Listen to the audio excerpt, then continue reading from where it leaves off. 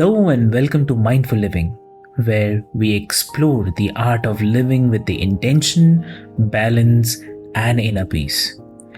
I am Avik, your host, guiding you through conversations on health, meditation, mental well being, mindfulness, and the mind body connection.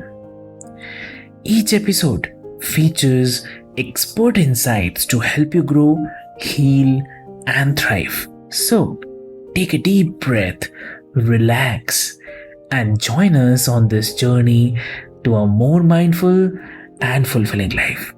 So, let's get started.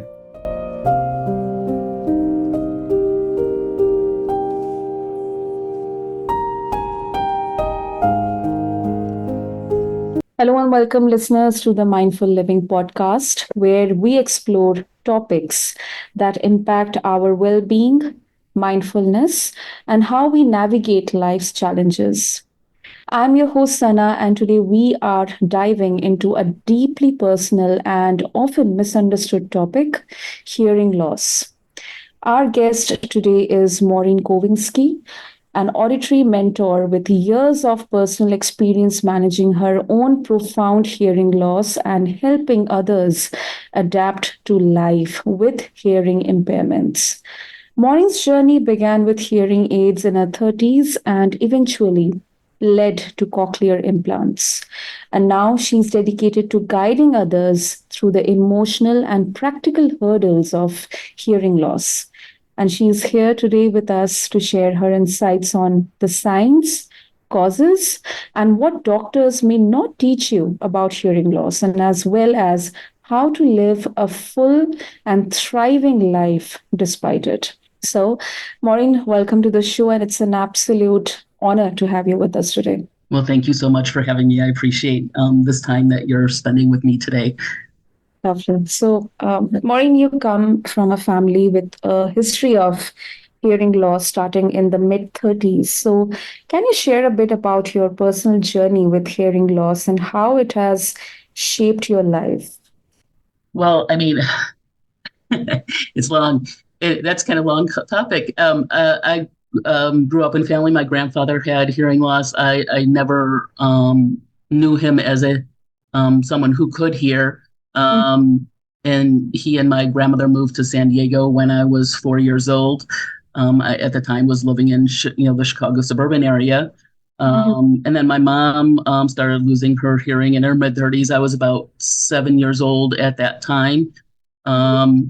So it made things a little difficult. I think I grew up a little faster than most people because as the youngest and the only girl in my family, sibling, child, female child in the family, I spent a lot of time helping, my mother navigate the world, making phone calls for her when she needed them done, if my father was working and stuff like that. So going grocery shopping with her on Saturday mornings, which wasn't always the thing that a teenager would want to do.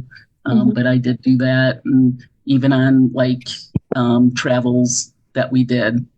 I remember one that we went to in England. We were on a bus and I sat next to her and pretty much repeated everything that the tour guide was saying so she would understand where we were and the historical aspects and everything of that. So that's some of the things that I grew up with that made my life a little bit different than maybe some other people's. And then I lost my hearing. I started losing my hearing earlier than 35, but didn't get my first hearing aids until that time. Oh, well, thank you so much, Maureen, for sharing your journey, and it's really encouraging. What are some of the early signs of hearing loss that people may overlook, and when should someone seek help? Well, I think I have about 10 signs that I've written down. One of them is trouble understanding people in noisy situations. You ask other people that you're with to repeat themselves. You start listening to TV and music at a volume higher than the other people you're with need. You have difficulty understanding people on the phone. you have a hard time keeping up with conversations.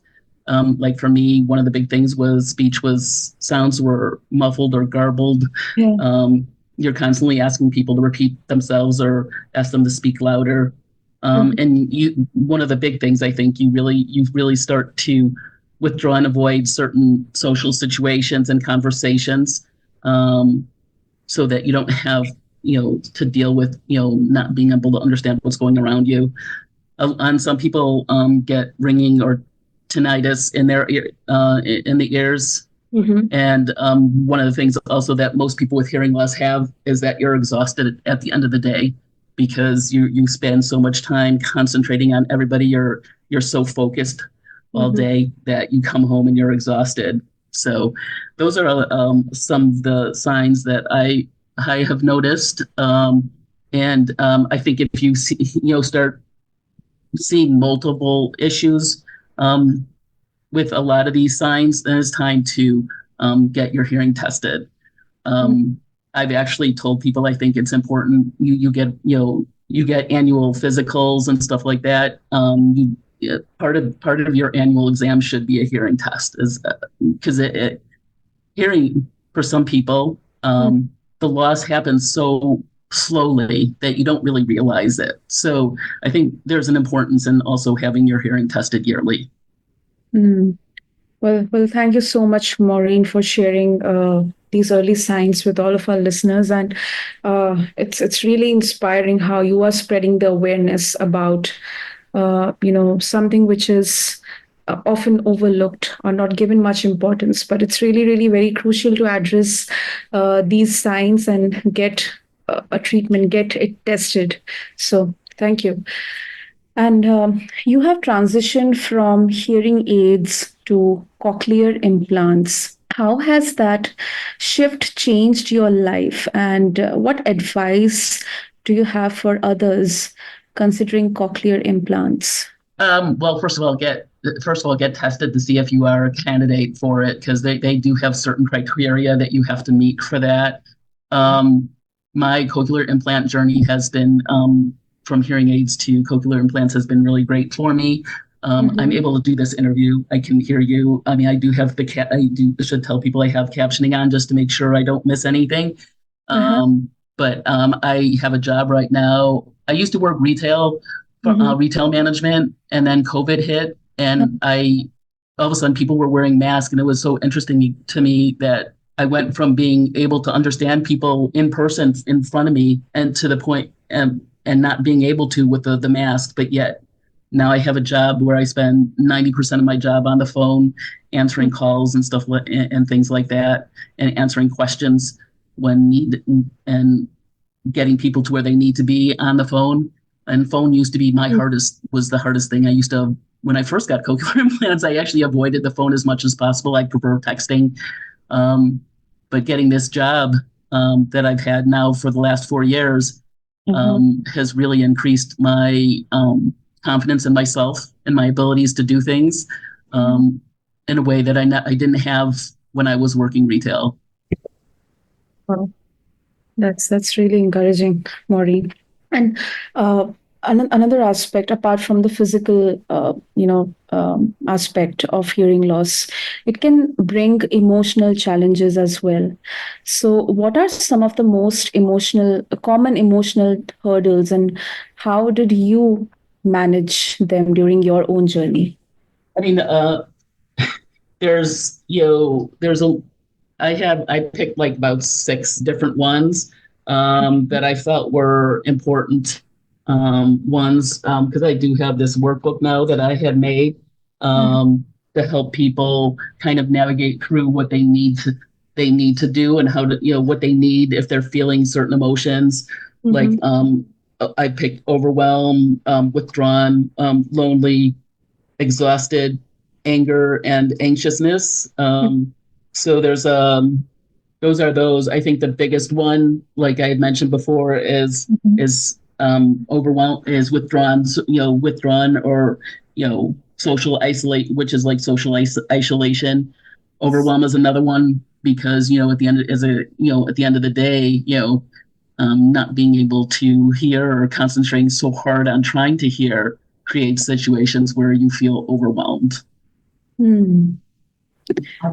Okay, and of course, doctors often focus on the medical side of the hearing loss, but they don't focus on this aspect, the emotional or psychological aspects of hearing loss. So, thank you so much for addressing this for our listeners. And as we have, understood the early signs of hearing loss, what are some of the most common causes of hearing loss, and how can people better understand themselves and prepare uh, for it as during their journey, irrespective of age, or maybe face it in their families? Yeah, there's several different causes of hearing loss. Main ones that I have, Mm.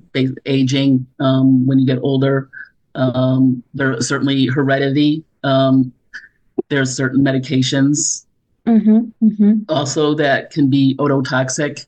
Um, some illnesses, autoimmune diseases, diabetes, certain infections, um, ear disorders like Meniere's disease.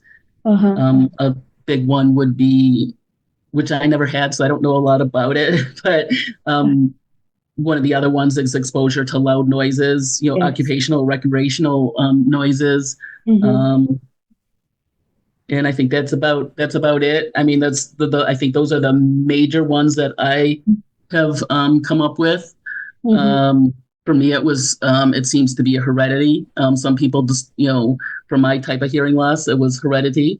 Um, some people start losing, their hearing as they get older. So there can be a lot of causes, but just recognizing, some of the signs, Mm-hmm. um, the signs of hearing loss is important. Hmm.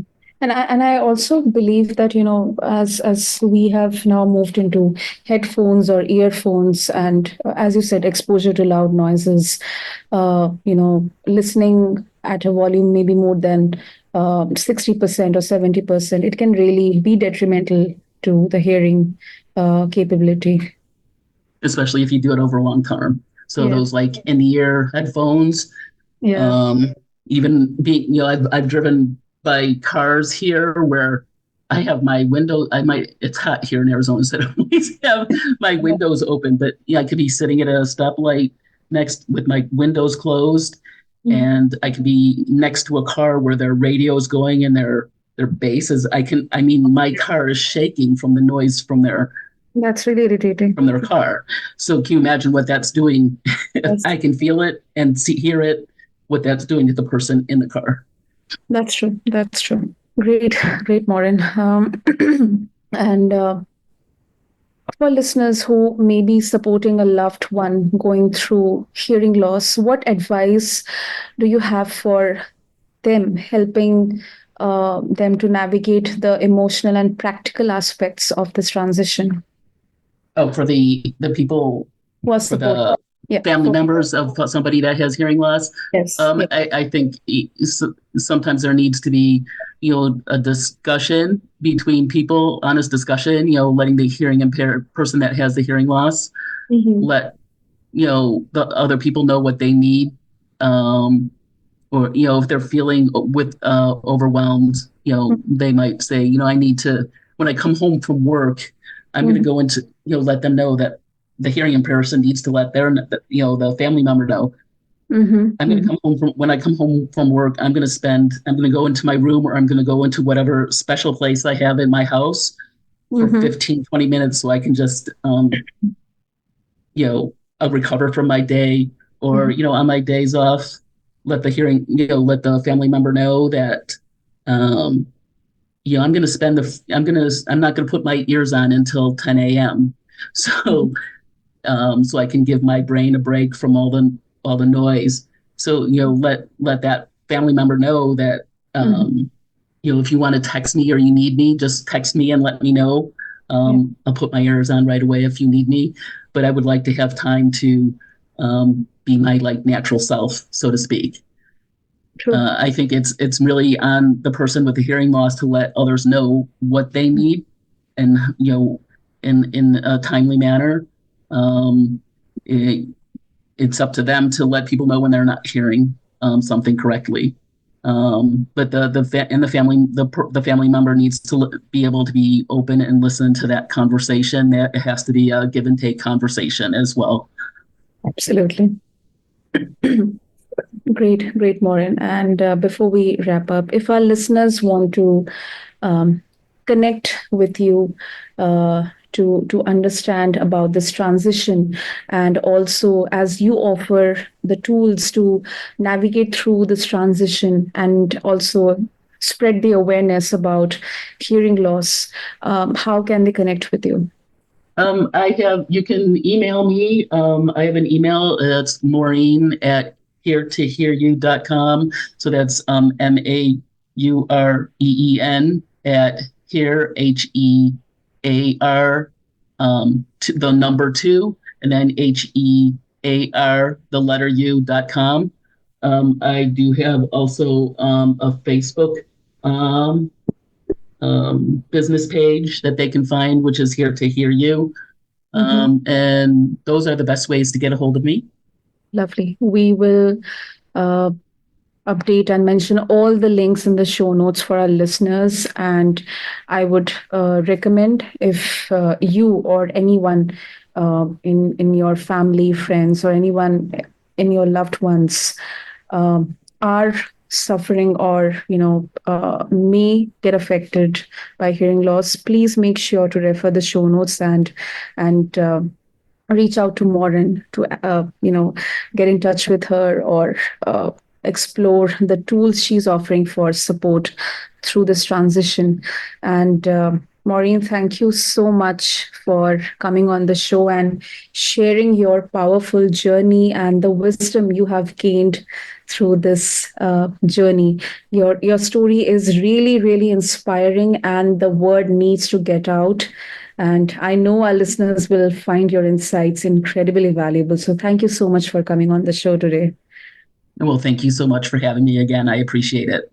And listeners, thank you so much for joining us on the Mindful Living podcast. And remember to subscribe, leave us a review, and share this conversation with someone who might benefit from it. Until next time, stay mindful and take care.